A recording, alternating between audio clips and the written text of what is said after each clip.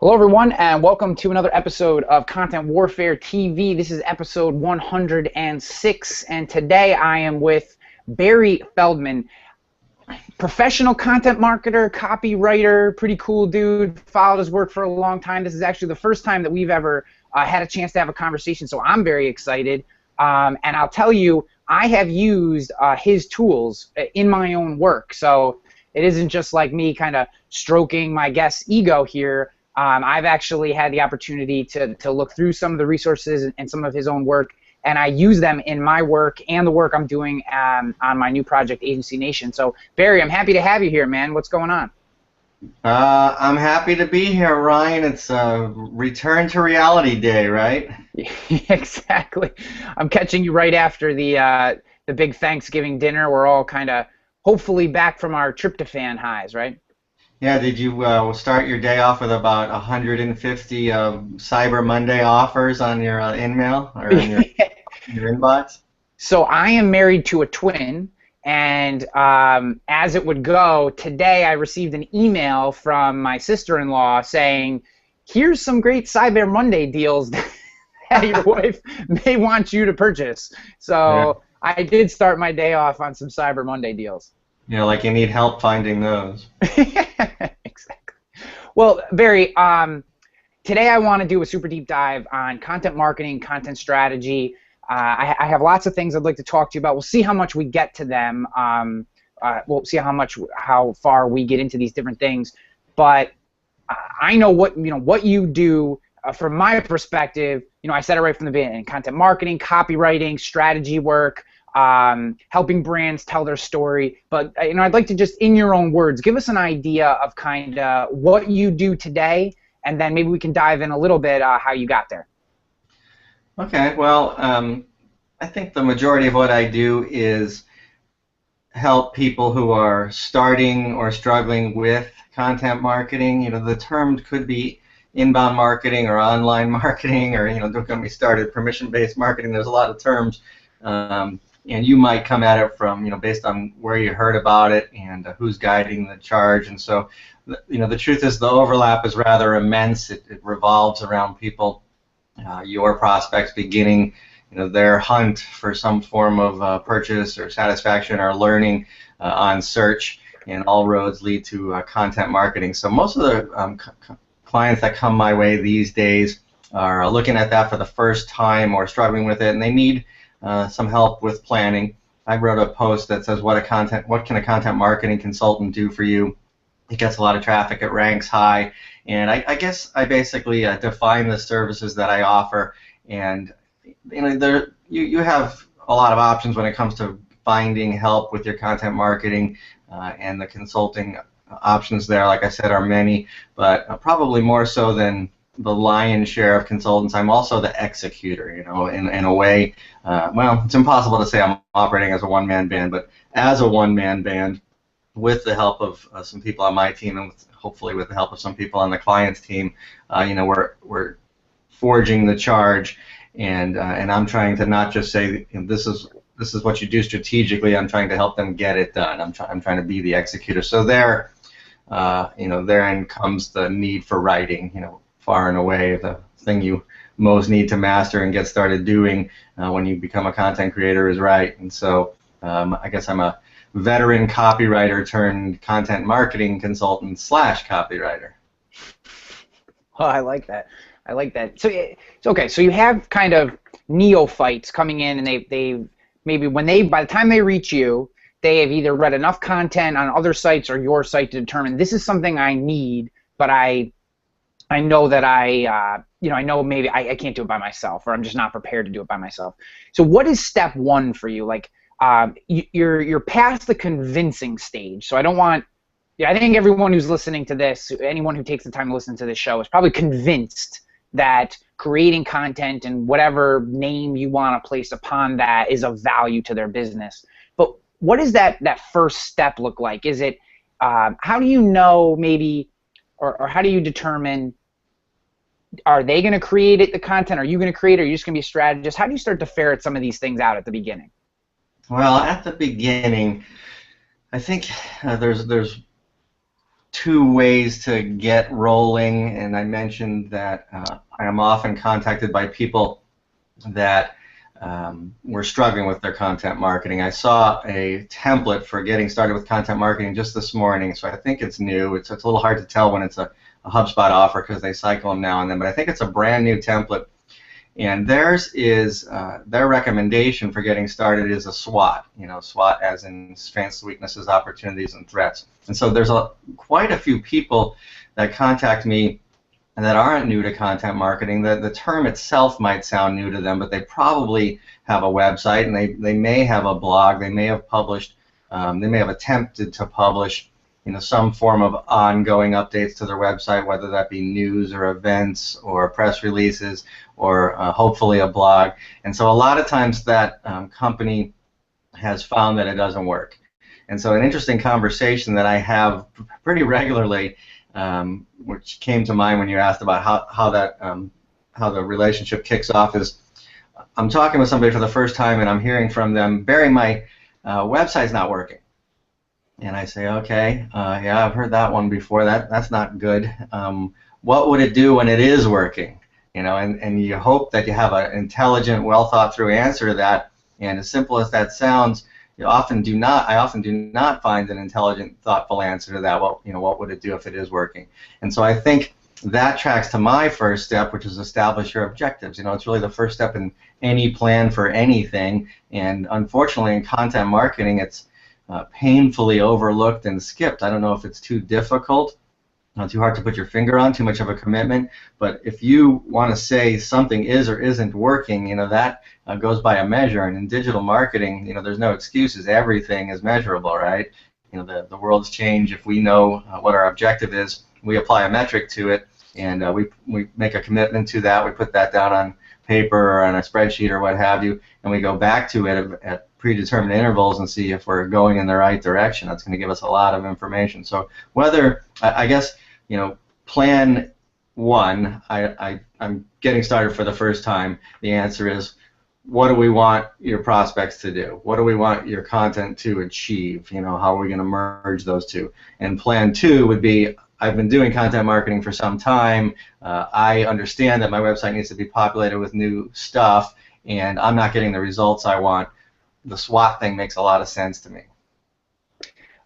So my natural follow-up question to that is, what are some objectives? I know sales is probably the ultimate objective, but we also know, again, longtime listeners to this show, I like to jump up on a soapbox and talk about, direct ROI. You don't sell right from social media, right? You're not gonna your best Facebook post you've ever created in your life isn't going to generate serious movement in your overall sales. Most likely, this is a build up over time, people becoming aware of your brand and stuff like that. So taking maybe sales out, because that would be the most. What are some good metrics, and maybe contrast them versus metrics like a Facebook like. So a lot of brands say, I want more likes. Well, that's probably not a good metric in your marketing. What are some good metrics in the digital age here? I'm glad you took sales out of it. This is not a convenient marketing guy going, well, that's not my job. The truth is, in the digital age, the lines between sales and marketing are merging, and the marketing department or the marketing people are answering, to the bottom line to some extent. However, traditionally, I think we focus on leads, and if there are departments within the company, the marketers hand those leads over. Now, that might change with a small business model, but yeah, I recently wrote a piece, a long piece called Content Analytics, something. And the idea was to simplify it, and it was based on about a 45 page piece that Curata did, which I was involved in. I was one of the many people they asked about metrics, and so I read that and I thought, maybe, as good as this thing is, and it was a very good piece, and it helped you understand, I think, 6 to 8 types of metrics that you might use, including, of course, all of them. I thought I'd try to simplify it. And when it gets to the bottom, it's number 5 is sales and number 6 is leads. I'm talking about my piece now. I had less metric categories than they did. But leads is probably the best, and then comes the question, and you know that I just wrote a piece about content planning too, so they sort of go together well. That's about to become a slide share, by the way. I think probably today it's basically done with some finishing touches that need to be applied. And so to answer your question, I think it makes very good sense to say we want to get more leads. And so you can put the number down saying this is how many we get today, and this is how many we want 3 months from now, and 6 months, and 12 months, and what have you. So it's very measurable and it's very tangible, and I think you can sell that to the person who writes the checks. We used to have X number of leads, and now we have more. So then comes the definition: what's a lead? And you could have a lot of answers to what's a lead.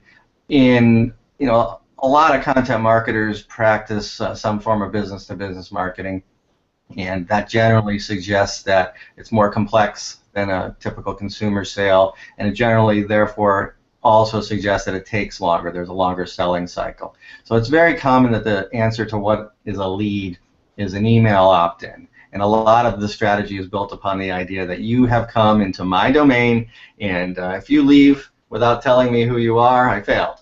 So hi, you're here. I'm here to help you. We have this thing called content that we think is going to answer your questions in this realm, in this niche. Who are you? Do we have permission to keep in touch with you and nurture that lead? Of course, you don't say we want to nurture that lead. They don't care about your lead nurturing. But they do care about learning. They do care about solving their problems. And so that's a great answer. I love when that's the answer. When I market Feldman Creative, that is the answer. How many email subscribers do I have, and how do I make that number go up? So you can define leads any way you want, and it could be trials, it could be demos you're going to give, it could be attendance at an event.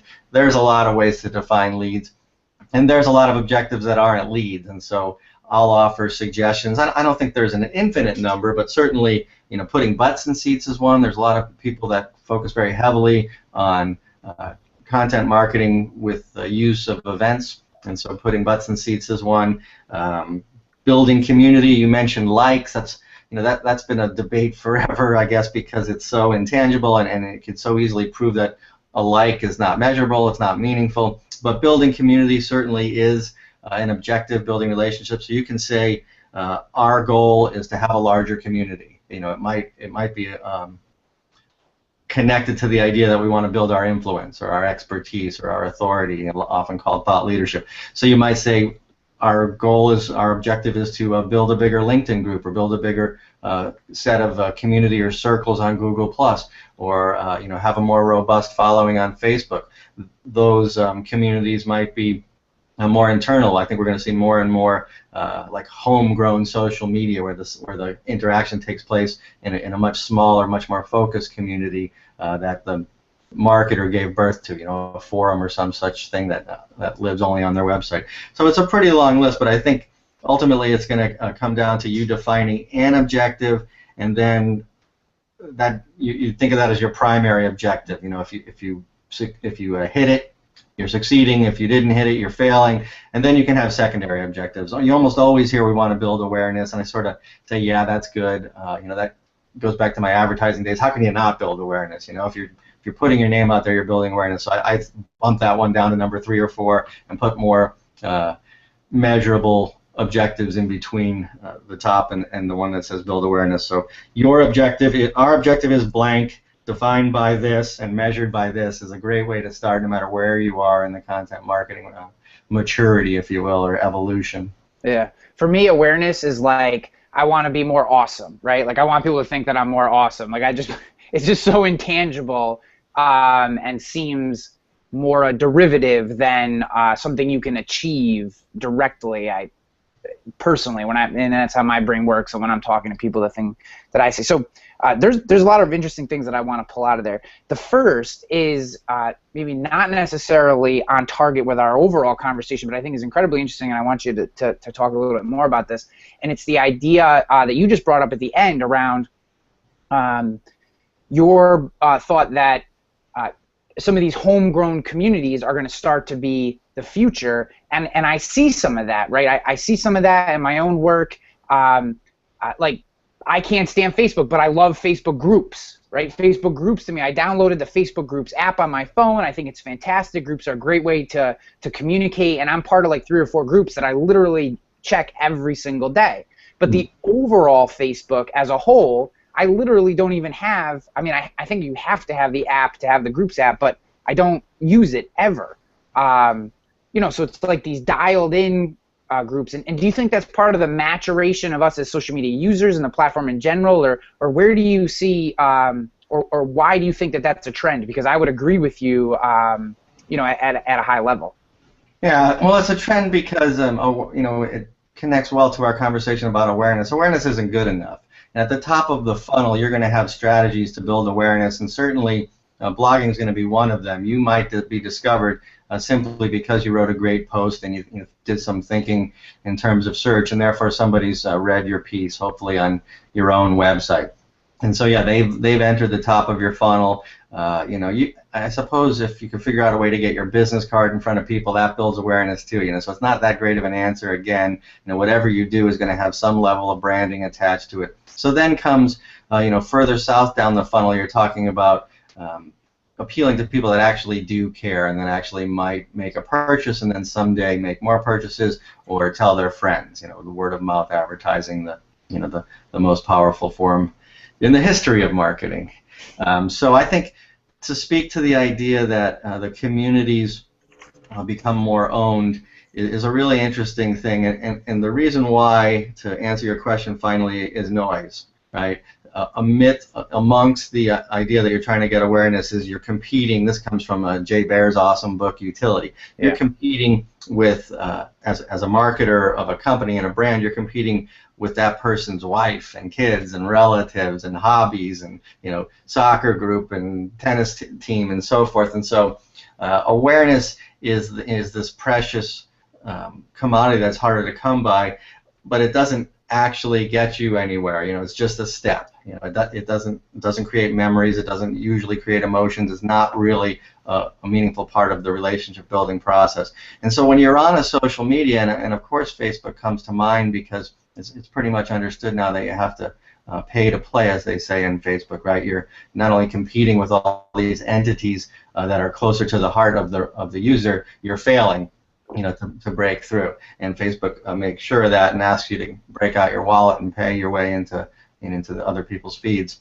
And so, yeah, so people are building communities with various social media and their own, such that we're having more of a personal conversation, more of a one-to-one thing. There's a little more insurance that when I say something, you're going to hear me. You know, I guess a lot of times all roads lead back to older media, and the media that I've been talking about a little bit when I say I'd like to know who you are, that comes with you telling me your email. Yeah. You know, and email is key, and marketers that don't understand that are being left out of the ultimate form of permission-based marketing, right? You're telling me, yes, I gave you permission to market to me. Once I have your email, there's no mystery as to whether you're going to get it or not. You know, of course you have the option to opt out, but you are going to get it. You raised your hand and said, yes, let's continue this conversation. So I think you can do that in a number of ways, and I think we'll see more and more of that. When you join a social media, no matter what it is, there's tens or hundreds of millions of people that are also on there, right? So the more you can fine-tune that down to people with like-minded interests who you know, are facing the same problems and perhaps offer the solutions to those problems, the better off you're going to be. So yeah, I think we're going to see going forward 2015 and beyond, you know, the objective to make the groups smaller and more dynamic, more interactive. Yeah, I think people are sick of being, you know, you said it. They're sick of not being heard, right? Like when you post something, it's hard enough to come up with great ideas, come up with a great piece of content, maybe a visual to go along with it. You've done research, you've done homework, you put emotion, thought, sweat into a piece of content, and then you post it someplace, and it's crickets, and that may not necessarily be that you've done anything wrong. It just is a sea of noise, and these smaller groups. You know, I do a lot. You know, my primary vertical is the insurance industry. And like I said, there are some groups, some Facebook groups. There's a couple groups on Google Plus where I don't even post that content into my general stream. One, because I know that most of the people that I'm connected with, and especially in this platform, aren't interested in that. But also, I just know that it'll get washed away in the stream. Where in those groups, it will get the attention of an audience who has decided, hey, I want to have these conversations in this platform. So I'm 100% with you. And I really I really see some forums, like what Copyblogger does with authority, right? Right. Pulling people not just into a group that they've created inside a social platform, but pulling people all the way into their site. And even if that number is a percent of their overall traffic or quote unquote audience, the power of the connections and conversation that is happening there has so much more valuable to the brand, I think, than just a tweet or a really great Google Plus post out into the ether. Do you think more brands are going to be able? I know Copyblogger. I guess what my question to you is a community like Copyblogger and authority, is that the exception? Are they just this extremely well-run company with great brand focus, great leadership, great thought leaders, and that's why it works? Or do you think that's the type of model that more businesses could execute on? Well, I think both. I mean, people that do things great generally are the exception, and Copyblogger is a very forward-thinking company. They started, talking, blogging, and writing, and content marketing. Most people would agree at the beginning when it was foreign, and they tend to take chances. Just in recent months, we've seen them shut down the commentary streams on their blog, and we've seen them announce that they're done with Facebook. And so they're not afraid to take chances, and they're not afraid to evaluate, what is or isn't most meaningful to their customers. And so, yeah, for people that are watching and don't know a lot about Authority is basically a membership club. It's not free. There are, of course, free elements to interest you in participation, and then when you get out your wallet and say, I'm going to subscribe, you have a much more intimate relationship with the experts at Copyblogger and the people that have joined.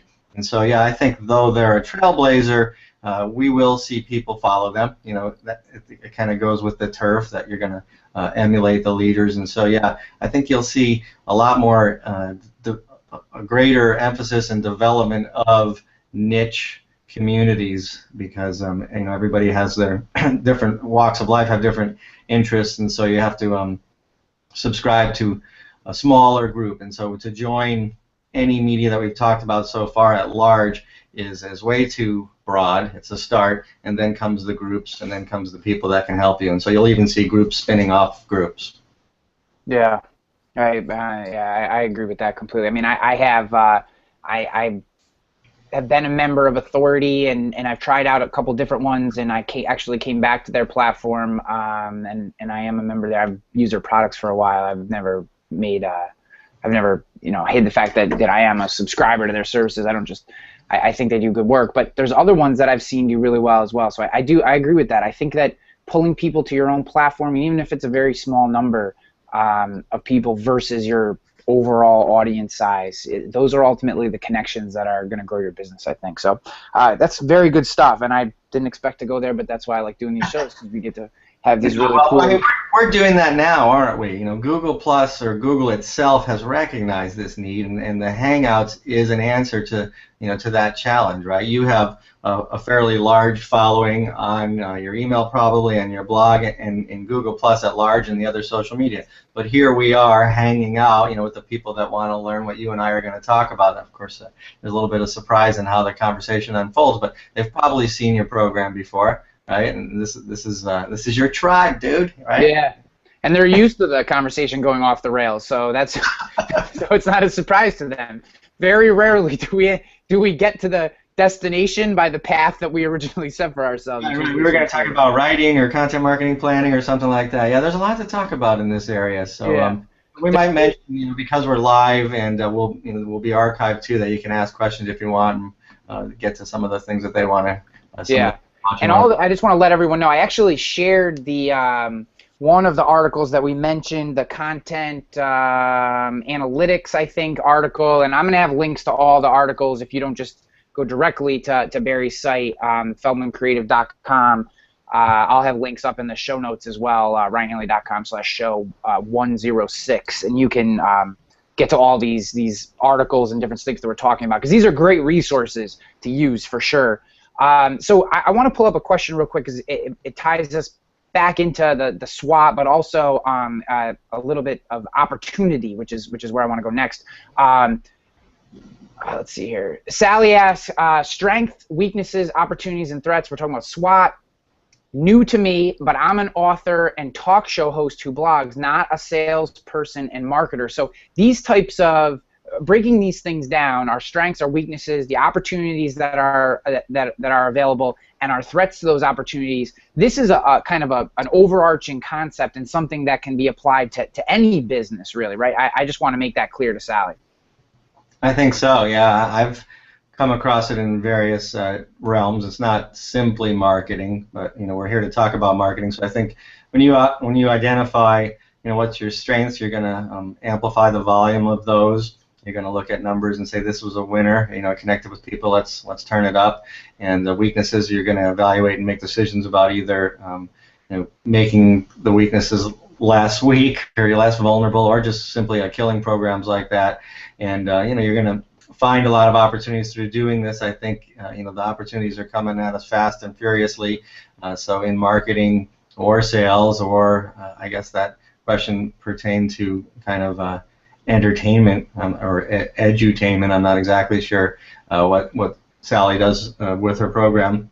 And then comes let's see, threats, right? So threats are going to be that we're failing with this media, or our competition is grabbing a lion's share of the audience, or we're not getting through with the content we're creating. We're not employing the best talent to create that content. So that's a great strategy for starting anything, and it was just real top of mind for me today because like I said, I'm working on a template. I'm going to deliver that via SlideShare today, so perhaps I'll come back and make sure that everybody that wants to see this slide deck, it's about 30 slides and walks you through 8 steps in doing a content marketing plan fast. I think what I identified as a problem there was people that have published the way to do a content marketing plan have done it with a book or a course, and it's overwhelming. Therefore it doesn't get done. And in the end, we've learned from Content Marketing Institute and just about anybody who's conducted research on content marketers is that there's a very close association with those that are failing or don't feel they're effective with content marketing and those that don't have a plan. Right? If you have a plan, you can fix it, you can refine it, you can update it, you can shrink it, you can expand it. And so my effort is to say, let's not make this more difficult than it has to be. Even if it's a page, let's put a plan down and assess it later. And so along came the HubSpot piece that I saw today that started with SWOT, and that implies that you are doing content marketing. It's time to take a look at it, which is where SWOT comes in. Yeah, so I will make sure that once you post that SlideShare, that is also included in the show notes as well, so people can get at that in many different ways. I'll embed that in the post so that people can get at that content, whether it's on your actual SlideShare account on your site, or on mine, or here in Google Plus. We'll make sure you get access to that, because that is the big thing. And it's funny, this is just timely. Starting on Thursday for one of my big projects that I have, a site called Agency Nation, which is geared towards insurance agents and marketing. We have our big content strategy meeting. So I'm probably going to whip this out and be like, look how smart I am. Look at this guy I know. We can do this fast. But no, I'll make sure everyone has access to it, because that is a big thing. I'm gearing up. I have like 6 pages of notes on our content strategy, all the things that I want to talk about that it will be impossible for us to talk about in the 2 days of work that we have planned. That's actually very valuable. So that's good. So okay, so I have a few more things that I want to get at. We're at the 30-minute mark already, which is fantastic, because that means we're doing good stuff, and I haven't even looked at the clock yet. But there's a few topics, 2 in particular, that I want to get your opinion on. So and neither one of them have to do with persuasion, so we may not even get there. Persuasion. Who needs to be persuasive? So what is your feeling when it comes to content marketing on the idea of be everywhere, right? Because this is a big thing promoted by Pat Flynn and some other people, and not that I think that their concepts are wrong. Everyone has their own theories and what works for them. My advice has always been, because I think most businesses do not have the bandwidth to be everywhere. What is your perception on this concept? Should brands try to be everywhere? And where does repurposing, does repurposing allow us to be in these places even if we're not active otherwise? Ooh. I wish you didn't bring up Pat's name. I don't want to like attack Pat's strategy, and I don't think if Pat was with us today, I think he wouldn't stand strong behind the idea that you need to be everywhere. I don't want to convolute. We'll take Pat out. He's just he has said it a lot, and I know what he means by it is that we have to try to reach our audiences in the places that they are. I'm not knocking Pat's strategy. I think that people take that out of context and being, I need to have a Facebook, Pinterest, SlideShare, LinkedIn, Google+, Twitter, when really I can only be one place. Kind of that's kind of what I'm looking for. Is it better to have a loose platform everywhere, or be the person for the thing on just one platform if we have to go to extremes? Yeah, well, let me wimp out and not go to extremes and just shoot down the middle. Okay. Be everywhere are two dangerous words. However, I think you should be open to experimenting everywhere. So I think the idea, if it comes from Pat or an expert in marketing, is that you have to be open-minded to the idea that new media instills in people new behaviors, right? So some people like to watch Google Hangouts on air and some don't. There are, I often think of the dog walker or commuter or, dedicated gym rat who's probably a bigger fan of the podcast than those that aren't into podcasting, right? They're taking their media mobile. And then there are those that have, multiple devices and they can't get enough blogging and they subscribe to feeds and emails and they're voracious readers. And so that conversation comes up a lot when you get into social media because there's lots of them, and maybe we didn't see this coming, but quite a few of them have grown to to the place where you can say they're very successful. And so being everywhere is the idea that perhaps I didn't know it, but perhaps there's great value in me marketing either my content or my products and services on Pinterest. You don't know until you try, or at least do some research and talk to your customers about their media consumption preferences and habits. But right, then comes reality. You can't be everywhere, and you can't boil the ocean, as they say, and you can't be everything to everyone. So yeah, I think with content marketing and a lot of ideas that we've talked about marketing in general, or communications in general, you want to be a big fish in a small pond, and it's not, unless you have immense resources, you need to focus first on those small ponds and go from there. And so I think, yeah, you're going to choose social media, and if you're brand new to it, you're making a dire mistake by saying, I'm going to tackle 4, 5, 6 of them at the same time. I think you should start with 1 or 2 and carefully select those. So I'm with you. Yeah, the idea is to focus and find your audience and enjoy some success, right? If you're going to try a lot of things right out of the gate, you're going to have a lot of mysteries as to whether it's their success, or ultimately you're going to find out that you didn't succeed, and that's going to sort of take the wind out of your sails. And so I think you want to go do the research to understand exactly where your market is and be a winner there first and go from there. I think too, and I don't know if you've seen this as well. When you build up, say you pick Google+, and you become, relatively well known for the thing that you do, you have a good audience that engages with you on Google+, and then you say to them, I'm thinking about going to Twitter, and now I'm going to start working Twitter as well, and I'm going to be here on Google+, but I'm also going to be on Twitter. A lot of times that audience will follow you there and then help spread your message on Twitter to new people. So it's almost like, this is kind of the advice that I give, and I want you to push back where you see holes in it, is if you can become very well known or really become good at one platform and build a solid relationship with an audience in that space, they will follow you and they will help you build your presence on other platforms as you go. But if you're always shallow or always too spread out, you may not be able to reach out. Now this is different when you have teams and you're building something inside a larger business and you have multiple people to handle these different accounts. But a lot of times, that solopreneur or that one marketer inside an organization just doesn't have the bandwidth to hit all these different places. Yeah. All right. You put a pretty in there, and that if was, if I'm a trusted leader, people follow trusted leaders. So I think, yeah, you could say I'm going to taking my story to Twitter now. You probably wouldn't, sell Twitter so much as why that experience is going to add elements that we don't have here on Google and so forth. So yeah, I think we follow leaders. It's conceivable today after this, if I get my SlideShare published and put it here for people to see, it's conceivable that people will be on SlideShare for the first time and following me on SlideShare because of the conversation we had. So yeah, I think you can work from a media out with that big if that I've established some sort of trust and authority, so it's going to be worth your time. Yeah, if Google Plus is your platform and you just basically dump links once in a while there, you probably don't have the authority to tell people to follow me over to some other channel. I agree with that.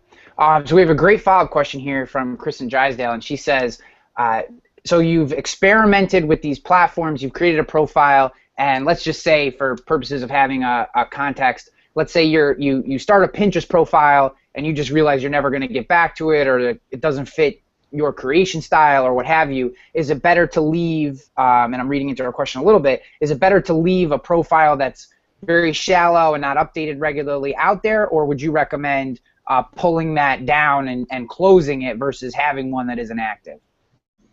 Well, I think it's a question of resources, and if it becomes a question of resources, you're questioning whether you're going to do a half-ass or crappy job of something, then yeah, it's time to walk away.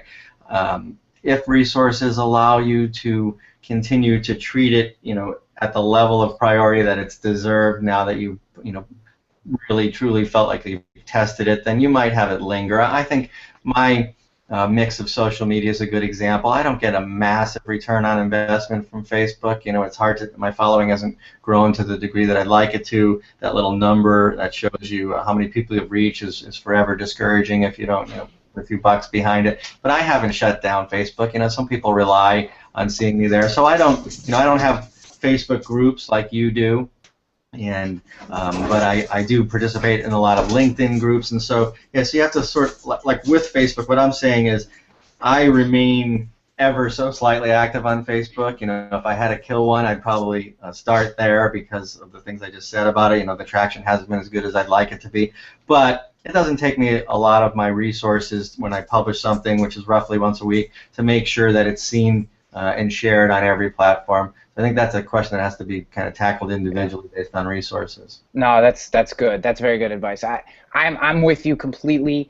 I'm not for closing it, because then, just from the sheer fact that if you close it, someone could come in and later on and take your hashtag or your profile name or whatever, and now you would have to readjust that. And yeah, there's that. I would not necessarily recommend that.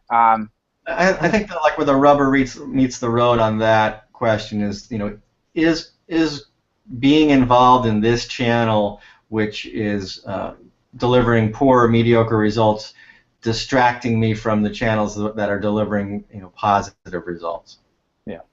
Yeah, that's good. Is it costing you money and that kind of stuff? And all this comes back to something you said at the very beginning, right? What are your metrics? What is your strategy? What is your plan? And if a social profile is impacting that, then you have to make a strategic decision on it. And Barry, I want to be respectful of your time. We're a little over where I said we would be for time. If you have a few more minutes, I have one more question that isn't just like a 1-minute answer. So if you have that time, I would like to take it. Please, bring it. I love it. All right. So this is a question I'm very interested to get your take on, because, and this is I'm not going to say very good friend, but he's been on the show a few times. We talk on a regular basis. Mark Schaefer, Content Shock. I really want to get your opinion on it. I have my own, and I've shared these with him, and I'm sure as many people have shared their opinions with him on this topic. I don't hate on the concept at all. I think in many ways there is a lot of principles in there. I think what Mark has done over time, and this is what I want to get out of you, is that there is I think the truth is somewhere in the middle. And so the idea of content shock, for those who aren't aware or didn't read Mark Schaefer's article, basically, or didn't hear my interview with him, basically there's so much content created in the world that at some point it is absolutely impossible to stand out because there's just so much noise. That's a 35,000-foot view of the concept. So where do you go on this, Barry? And how do you, anyone who would bring this up to you, client-wise, what would you say to them? Well, I think 2014, the story of content marketing might have been content shock because it created so many conversations, which is awesome. So thank you, Mark. Thank God for Mark for throwing it up. Um, is he right or is he wrong? It's almost not important. My so-called rebuttal to content shock was a piece that I wrote when I had a column earlier this year and the year before on social media today, and I said the problem isn't content shock, it's content schlock. So people are discovering content marketing, and it relates to the conversation we just had, which I think I should have added that the tail wags the dog far too often in marketing, and so we are enamored with tools. And one of those tools is blogging, and blogging is the reason really why we have content shock. I mean, you could say, well, wow, Snapchat got popular and Instagram got popular, and everybody's doing everything at the same time, and it's shocking. And Mark's right. Mark's thesis was when there's such an explosive amount of noise, your return on investment is going to be much smaller, and therefore a lot of people that have this idea, oh, there's these tools available to us now, and it makes it easier to publish, it makes it easier to market, it makes it easier to find customers and have a dialogue. While that's true, the competition and the noise is immense, and so it is shocking, and he is right that it's going to be far more difficult to succeed. Now, the counter argument to that is, how do people make decisions when they buy? That has not changed for years now. We've said they sit down and they grab a device and they type something into this field that's usually on this simple screen called Google with one thing, and what they're putting in that space is a question. Whether they use a question mark or not, they're looking for answers. They're going to find the answers. Google's quite good at this. Whose answers are they going to be? The question is, are those answers going to be yours, or are they going to be your competitors?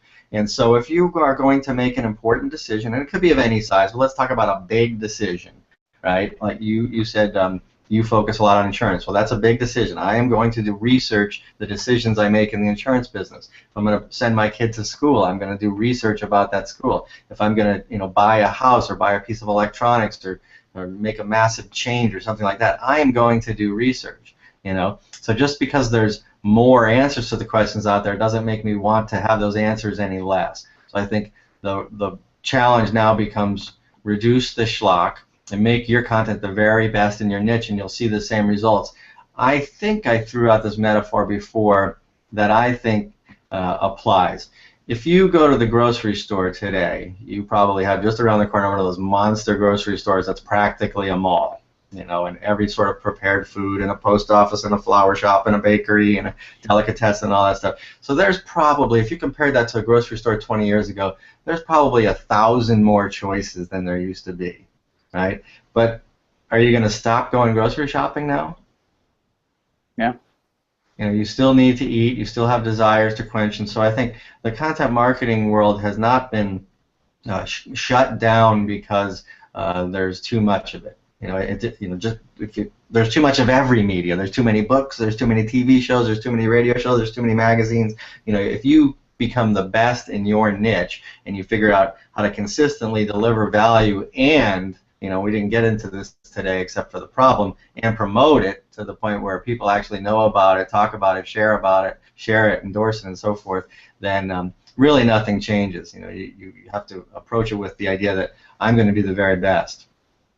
Yeah, that's right where I am. I really love how you just broke that down, and I think that for everyone listening who's here live right now or is listening to the show in the future, that's basically the deal, and this is what we talk about over and over again. Is exactly what Barry just described. Is that they're still going to need to find you. Like, it doesn't matter. I think what Mark was talking about when he originally the first time he wrote that article was this word that we've used a lot of times, awareness, right? In general sense, mass awareness of your brand may diminish because of this abundance of content. But that doesn't mean that the tools such as different filters, different social networks, and their own internal search, Google search, that these tools aren't going to serve your content to these people when they have a problem through the various methods that they can find you. And when they do, what are they going to find when they get there? they still have to have an incredible user and customer experience when they get to your site, or they're going to choose someone else. Because if the internet has done anything, it has provided consumers with options and given them the power to choose, which may have not been the option before. So whether you said it right at the beginning, whether it's a reality or not, it may not necessarily matter. Yeah, Mark did. Mark cleverly left it open-ended, and so therefore I think it created the conversation like we're having in my piece about content schlock being the problem, not content shock. But Mark didn't say, okay, he did say the return on investment might not be there for the masses, and he's probably right about that. But he didn't say, okay, so now make a sandwich board and go stand out on the street and ring a bell, or go back to direct mail or buy a Super Bowl commercial. He didn't say, now that content marketing's failed you, go to this plan. He's left that open for you to consider. I think what we just talked about, the challenge. The challenge is, how can you make it work? And if you can't make it work, then maybe you do go back to a more traditional approach to marketing. Yeah, and again, we're going to recycle what you started this whole conversation with. Have a strategy, understand what your metrics are, and if you're regularly pulling them back and looking at those metrics, depending on what they are for your business, whether it's butts and seats or email subscribers, whatever that thing is that you need, whatever that metric is that you determine, if you're checking that on a regular basis, then these things all make sense, right? You can say, hey, blogging doesn't produce any new leads for us. Sandwich boards do, right? Like the guy on Subway across the street from me who flips that damn thing all summer long, right? Like, I guess that's a great marketing for him. So he'll keep doing that. If he's tracking it, who knows? Maybe he's got a hashtag on there that connects to his Google Analytics, so he knows. No, I'm just joking. Yeah, I think a good way to tie this in a nice little bundle. When we talked about Pat Flynn and the idea of being everywhere, the part of the conversation I think you wanted to have was about reimagining and repurposing content. And I think we can connect this now to the idea of content schlock too, because ultimately, whether we're talking about your use of social media, which is another conversation we had, do I shut it down because it's distracting me from, it's carving away at my time and therefore prohibiting me from being successful elsewhere. All these ideas, I think, come down to experimentation in the digital arena, and so we didn't get to this idea of repurposing content. And I think to tackle all of these challenges, if you can create a big, juicy, meaningful piece of content, which is when I consult with people, I talk about this all the time, that instead of building a lot of little pieces that we then sew together in a thing called a webinar or an ebook or a book, or what have you, do it the other way around. Get serious up front about creating a big, valuable, well-researched asset. It's probably going to be the thing that you use to put behind a gate and collect emails with. And then you slice and dice it into lots of whatevers, infographics, podcasts, blog posts, micro posts on social media. And so if you do that, you're already coming out of the gate with this smart idea of, one, I'm going deeper than my competitors. I'm going to create the best possible thing. Two, I'm answering questions to the highest degree. I'm getting over this idea that, hey, we charge money for that. We can't give content away. And three, because of the slicing and dicing, which gets back to this idea of being everywhere, which is probably what Pat meant, was I'm using the various media people might consume. There's a little experimentation going on because people have different media preferences. So if something is written, how can I turn it into video? How can I turn it into audio? And how can I turn it into a different visual experience, like what do they call memes? I guess like a miniature graphic, something with a single idea on and a single picture. And then there's infographics, and then there's slide decks. The digital world has made it really interesting, and we have to sort of dive in deeper, not just to how people, what people are, demographics, and what people think, psychographics, but the behaviors that indicate how they consume media. Yeah. So for everyone who's either on the show live or listening at home, that is the nugget right there. I think that is the meat and potatoes of everything that we just talked about, is this concept of go deep, create the really valuable thing. And whether you choose to put it behind a paywall or just a simple subscription wall or whatever that looks like, but then the dicing up of that is just as valuable as the larger thing, because it gives people a taste in the place that they want that taste, right? Some people spend all day on SlideShare, and that's how they consume their major concepts. You can find everything you've ever been interested in a general sense, at least business-wise, on SlideShare, and then that pulls them in. And then you have the video that pulls them in, and the meme that pulls them in. and then they get the larger thing. I think if you take one thing away, it's go deep first. Don't try to piecemeal it together after. I think that is an incredible concept. I've seen that work in my own work and for some clients. And obviously, if you really follow your work, you can see it working as well. So, Barry, we have gone an entirely different direction than I originally planned. But for everyone who has been on the show before, they know that that's usually the way it goes. But I think we've talked about some incredibly valuable stuff. I mean, this has been a great conversation. So, where can people get more of your work? Obviously, I'm going to have all the links up on my site, so the people that come there will be able to direct over to yours. But if someone wants to get you directly, where can they find you? Believe it or not, I have a website, www.feldmancreative.com. So, I mean, they can get a lot of me at all different places, but when you go to my website, you'll quickly discover all the connections to all of my social media. I've mentioned SlideShare in a number of cases because I'm very active there. I was happy to be alerted a week or two ago. They've created a power user club type of thing. It's called Keynote Author. So I earned the distinction of a keynote author on SlideShare, and I haven't put anything there since then. So I'm coming out with this content marketing planning tool next. And of course I have a blog, and at Feldman Creative, that's just /blog. And I'll look for all those chiclets there. And of course, if you learn something from me and you want to keep doing that, get on my mailing list. I don't think there's a page on my website where I don't offer you that option. Well, Barry, this has been a great conversation. I appreciate your time. I know we went a lot longer than I had told you, but I think it's been valuable for me having this conversation with you, and I think for the audience as well. So all that time is very much appreciated. For everyone who's listening at home, if you want to support this show, the absolute best way to do that is to go to iTunes and leave a review of the show. I know for those watching the Hangout, you probably won't go to iTunes, but for those who listen via iTunes, I would appreciate just an honest review and share, and that's the absolute best way to support the show, besides telling all your friends that this is the best podcast you've ever heard in your entire life. And with that, we're going to get out of here.